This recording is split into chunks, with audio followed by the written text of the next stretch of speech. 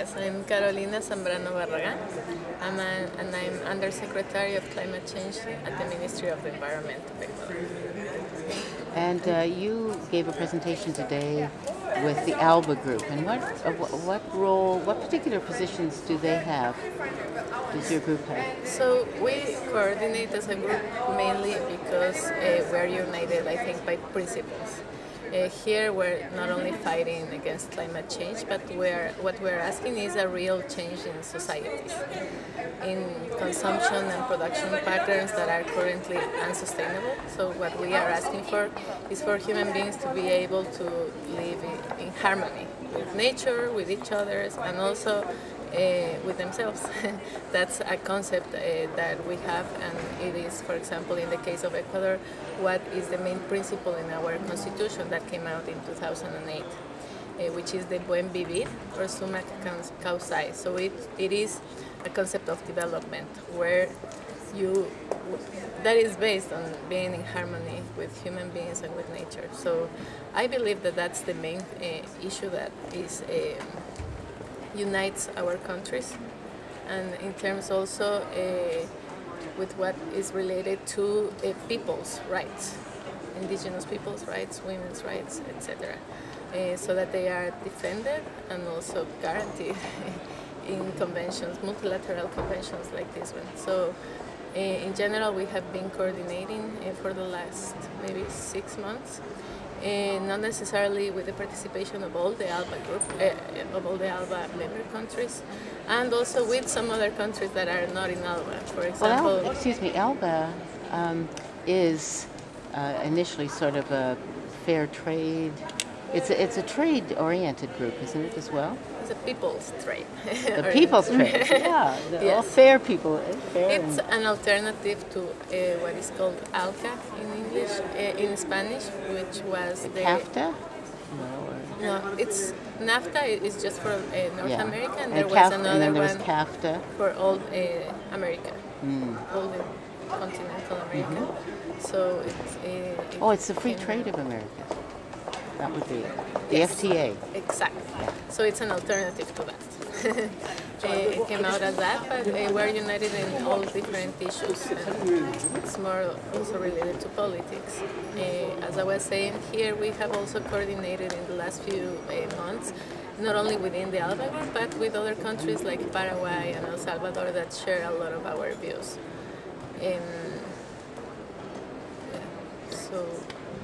So you were saying that you hold the position of being involved with climate change, and so today you were with other counterparts. There was also the ambassador for the UN and so on from Bolivia. And what sort of interventions have you been making? Have you been able to communicate your general principles in the main forum? Yes, and we have to see that it is not only Copenhagen, but the whole process. We have been doing that during the whole process in relation to sustainable living, I would say, and also with the main principles, right, which are also defended, most of them, by the G77 and China. So we are all ALBA member countries within the developing countries, and we share a lot of interests and positions, especially in relation to abiding by the Bali Action Plan, in the fact that we have 2 tracks. We have the Kyoto Protocol and we have the Convention, and we want to keep both. We should keep both. Now, what about the Tuvalu proposal that there be another protocol, a legally binding protocol coming out of here that would be very strong, that would move away from the 2%, or the 2-degree increase, and towards 1.5. What is ALBA's position on that? We don't have an ALBA position, and in general, we as countries also have different interests and positions. So right now, I'm going to talk as Ecuador, not as ALBA. In relation to that, what we have mentioned from the floor, is that we want the discussions to focus on the Kyoto Protocol. Why is that? It's not that we don't want something else that complements the protocol and that is ambitious enough in terms of not only mitigation but adaptation and technology and finance. The only thing that we have to think about is not only reaching an agreement here, but the fact that it has to enter into force. We have to have all the countries ratify it through Congress and everything, or not all, but majority, so that it can enter into force. So right now, the only legally binding in force instrument is the Kyoto Protocol, where they have commitments, parties have commitments, with which, by the way, they haven't complied. Well, the legally by also there's a framework convention on climate change, which is the basis. But within the Kyoto Protocol, it is where you have the enforcement and compliance mechanisms, and you have numbers.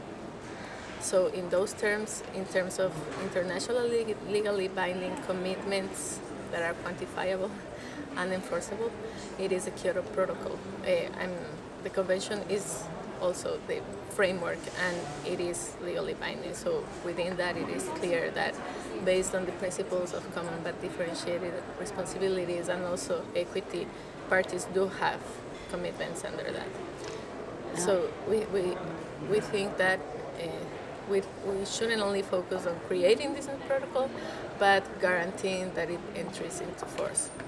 Why does the G77 oppose that the Kyoto Protocol dies? It is exactly because of that. It could be that we kill the Kyoto, well, they kill the Kyoto Protocol here, and then we don't have anything until maybe in 10 years the Copenhagen Agreement is ratified. And so that has a lot of implications for the world, and we can't afford to do that. We are aware that the Kyoto Protocol has to be improved, and we can do that too. Yes, that I think is the problem. And I know a number of developing countries are concerned about the market mechanisms and the offsets, and the northern countries are as well.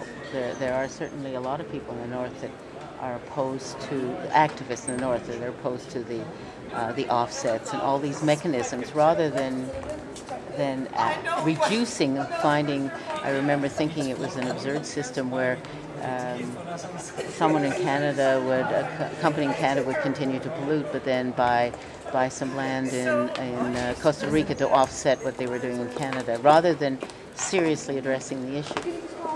Yes, we do think that most of the reductions have to be taken domestically, but in terms of existence of markets, Ecuador is not opposed to that.